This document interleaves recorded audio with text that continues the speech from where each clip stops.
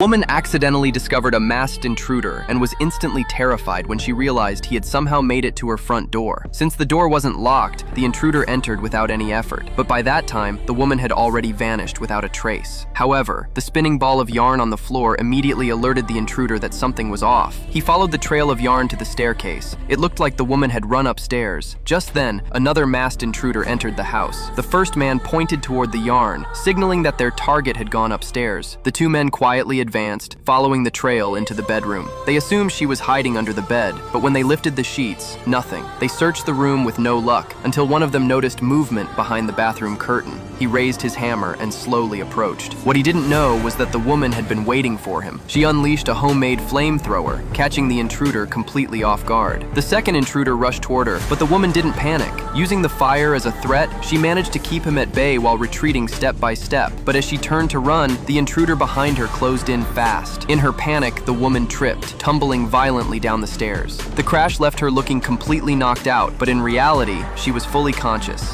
When the intruder came closer and kicked her to check, she didn't respond at all, making him drop his guard completely. Seizing the opportunity, she struck back and made a run for it, but she was still a step too late, trapped in a corner with nowhere left to run. In that moment, she knew she couldn't risk making him angrier, so she reluctantly gave in and let herself be tied up. 3 minutes later, the woman was bound and shoved into a car. Just as the intruders were about to drive off and report back, a police car suddenly began following them. It turned out the car they stole had already been reported, which caught the attention of the police. The intruders had no choice but to pull over, but these guys weren't about to go down without a fight. They prepared to battle it out with the cops. Meanwhile, the woman seized the moment and ran. She had no intention of sticking around to get caught in the crossfire.